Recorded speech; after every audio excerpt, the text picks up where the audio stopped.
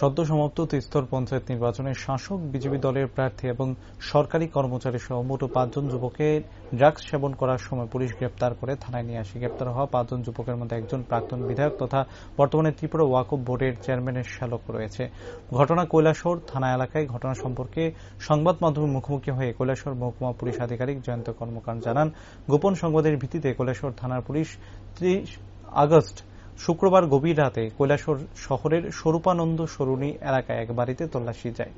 Police তল্লাশিতে গিয়ে দেখে 5 জন যুবক ড্রাগস সেবন করছে। পুলিশ সেই দৃশ্য দেখা মাত্রই 5 জনকে আটক করে এবং ঘরে তল্লাশি করে বেশ কিছু খালি কৌটো উদ্ধার করে।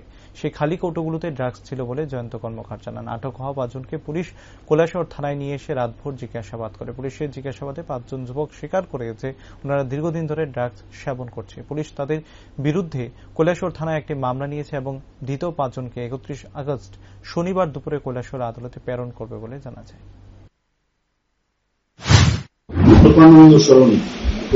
স্বরূপানন্দ সরণিতে একটি ইনফরমেশন ছিল যে কিছু লোক সেখানে বসে ড্রাগের সেবন করছে।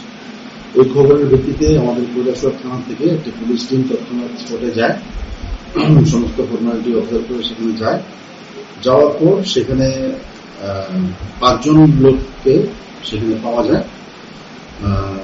তাদের নাম আরমান আলী, রাজীব মালাকার, হোসেন আহমেদ, জাবির আব্বাস, বিরোধী দাস। তারা সবাই মোটামুটি কৈলাসহর নিবাসী।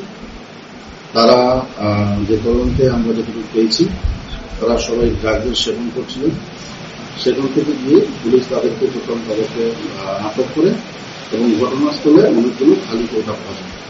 সেগুলি নিয়ে পুলিশ থানাতে চলে আসে 5 জনকে নিয়ে।